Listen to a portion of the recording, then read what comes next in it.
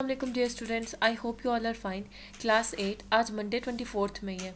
ठीक है, आज हम लोगों ने लेक्चर नंबर 15 करना है, तो हम लोग स्टार्ट करते हैं इंग्लिश से। इंग्लिश का क्वेश्चन नंबर 6 है, what word is used for. ठीक है, वन हु टीचर्स, जो पढ़ाता है उसके लिए हम कौन सा वर्ड इस्तेमाल करते हैं, टीचर। इसी तरह से जो ख़रीदता है, बाय करता है, उसको बायर बोलते हैं।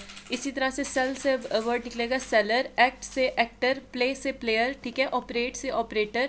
उसके बाद है सिंग से singer, writes writer, challenges challenger, reads reader, lies lawyer.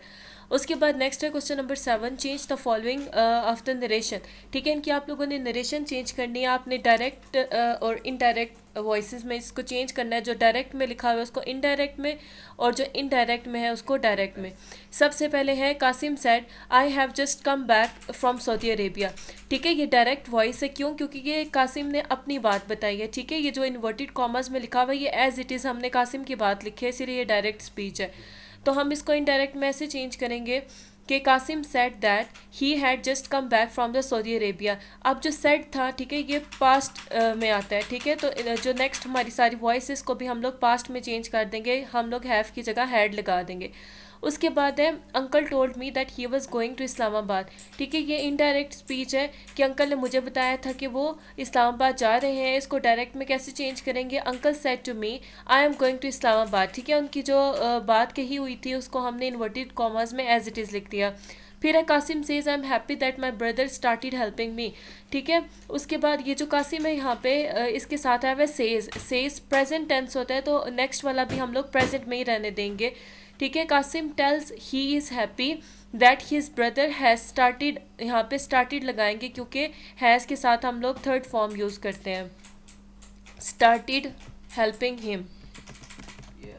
Next है uncle said how is your mother now. ठीक है, इसको चेंज करेंगे, uncle inquired from me that how my mother was then. ठीक है, नाउ की जगह हम लोग देन लगा देंगे। यहाँ पे सेट था मतलब प्रेजेंट टेंस में था, तो हम लोगों ने नेक्स्ट भी यहाँ पे प्रेजेंट ही रहने दिया है। उसके बाद है Qasim said she is fine, Qasim said she is fine now. कासिम ने कहा कि वो अब ठीक है। कासिम इन्फॉर्म्स, उसने मुझे बताया that he is fine then. ठीक है, यहाँ पे शी आएगा, शी इज़ फाइन देन, या अगर आप लोग ऊपर ही लगा रहे हो तो नीचे भी ही लगाओगे।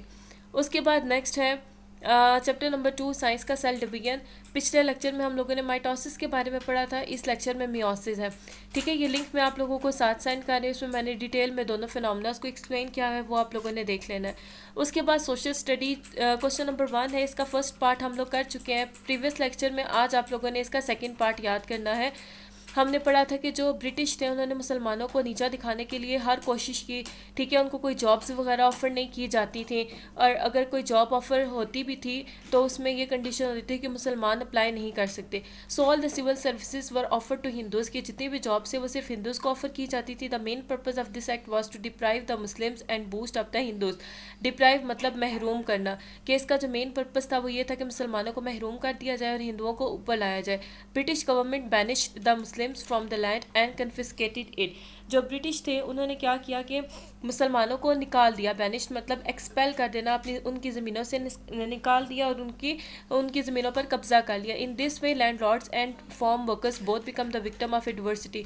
जो ज़मीनों के मालिक थे और जो फार्म वर्कर्स थे, ठीक है, किसान थे, खेतों पे काम करने वाले थे, वो सारे जो है इस आफत का शिकार हो गए थे। Imposed a lot of new taxes, में बहुत सारे टैक्सेस लगाए थे। Taxes which were waived of, जो टैक्सेस जो थे वो ख़त्म कर दिए गए थे, उनको फिर अगेन लगा दिया गया। Muslims fail into the worst economic condition, मुसलमानों की मुआशी हालत बहुत बुरी हो गई।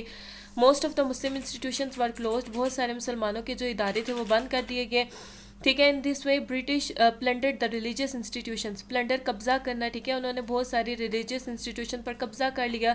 मुसलमान जो रह गए थे उन्होंने कुछ बाकी इंस्टीट्यूशन से अगर तालीम हासिल कर भी ली तो फिर भी उनको कोई जॉब्स ऑफर नहीं की गई थी। ये एक बहुत बड़ा शौक था रिलीजियस फैक्शन के लिए, फैक्शंस मीन जमात के लिए। ठीक है, उसके बाद है कंप्यूटर। फर्स्ट है what do you mean by string. ठीक है, ये स्ट्रिंग को समझने के लिए भी आप लोगों को मैं ये लिंक सेंड कर दूंगी, आप लोगों ने देख लेना है इसी के साथ। नेक्स्ट है how to find a string in a program, एक प्रोग्राम में स्ट्रिंग कैसे फाइंड की जाती है। तो ये क्यों बेसिक ही जब विंडो ओपन होती है, ठीक है, तो ऊपर सर्च का टैब या ऑप्शन होता है, उस पर जब आप क्लिक करेंगे तो नीचे कुछ ऑप्शंस खुल जाएंगे, ड्रॉप डाउन लिस्ट, उसमें से आपने फाइंड वाले जो है वो ऑप्शन उसको क्लिक करना है और फिर वहाँ पे जो भी आप लोगों ने फाइंड करना है उस टेक्स्ट को लिख देना है। फिर नेक्स्ट है मैथ्स एक्सरसाइज 2.1 का क्वेश्चन नंबर 2 आपने करना है। फिर उर्दू नज़्म ज़ब्त मज़मून हम लोगों ने स्टार्ट किया हुआ था। ये मज़मून जो है इसका फर्स्ट जो पैराग्राफ था ये पिछले लेक्चर में हमने किया था। इस वाले लेक्चर में आपने इसका सेकंड पैराग्राफ करना है।